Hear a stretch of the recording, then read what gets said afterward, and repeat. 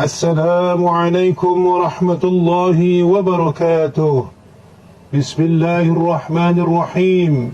الحمد لله الذي أنعم بنعمة الإيمان وهدانا على دين الإسلام ويفتح لنا طريقا إلى السلامة والبركات، ونعوذ بالله من شرور أنفسنا ومن سيئات أعمالنا، من يهد الله فلا مضل له ومن يضلله فلا هادي له.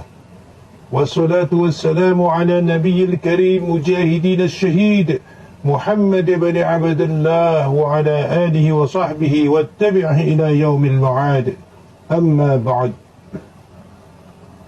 يا أيها الحاضرون، أود أن أشكركم على استعدادكم لتواجد هنا إن شاء الله تعالى. بارك الله لي ولكم وحفظني وإياكم جميعا من فتنة أخير الزمان ومن فتنة أتباع الدجال.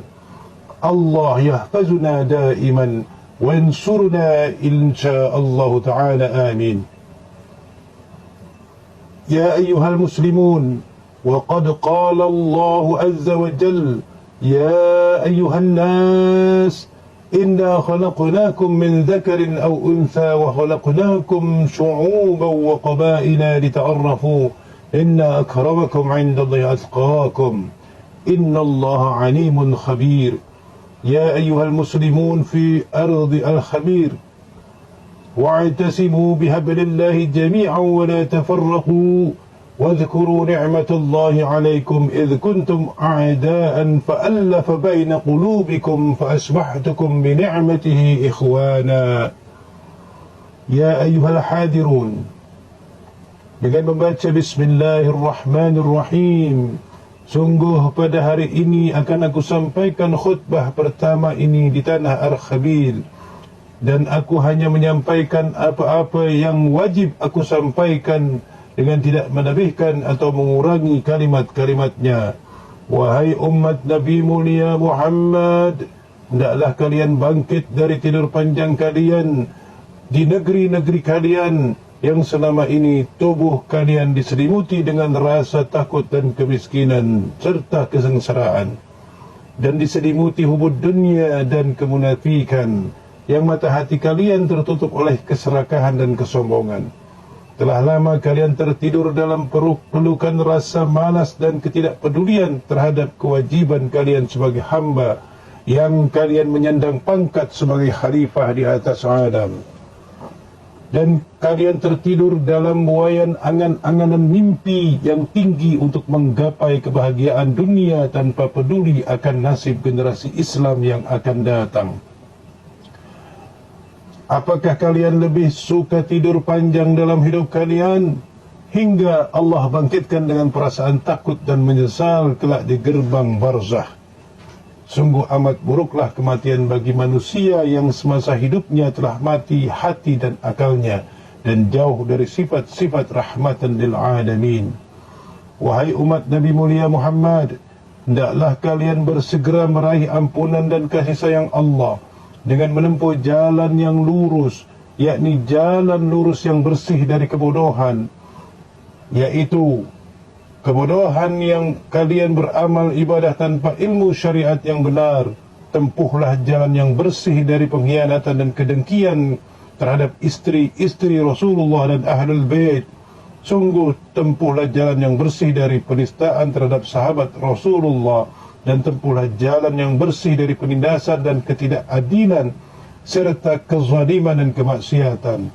Sungguh tidak akan ada jalan menuju hakikat hamba kepada Rabbul Alamin tanpa syariat yang benar.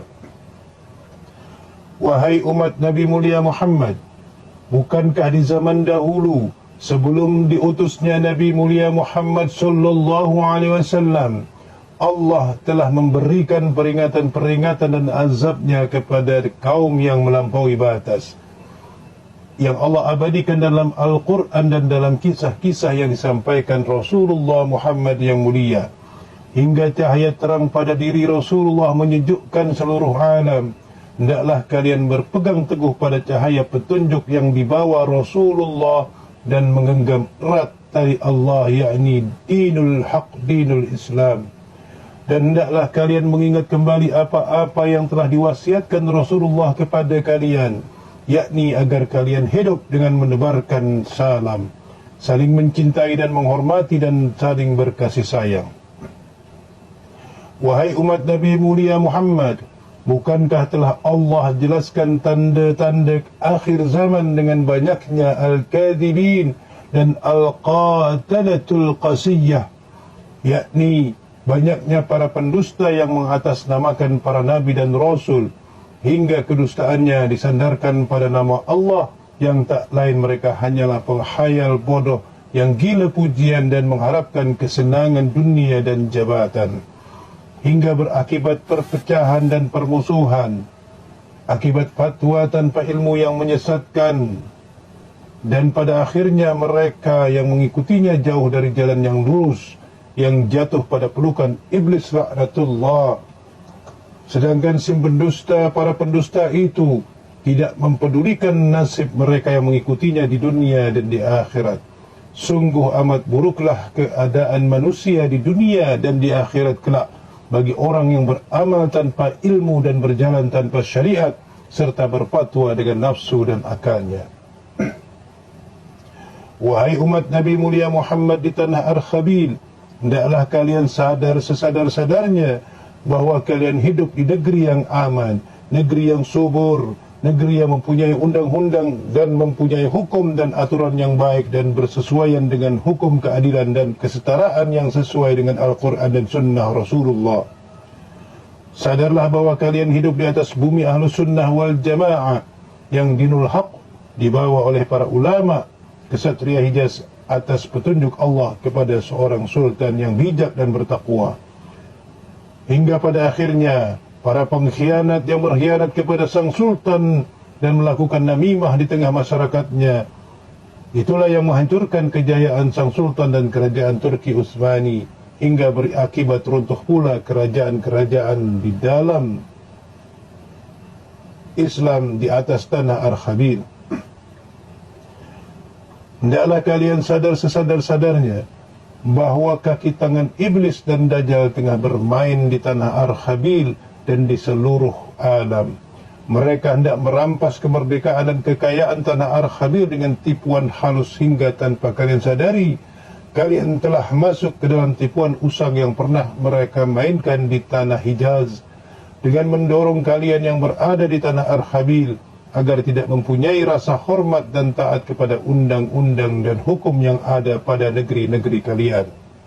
Mereka kaki tangan Dajjal dan Iblis mendorong sebuah negeri saling menyalahkan, saling mencurigai antara pemimpin dengan rakyatnya, antara rakyat kepada pemimpinnya, dan terpecah-pecah ulama Ahlus Sunnah wal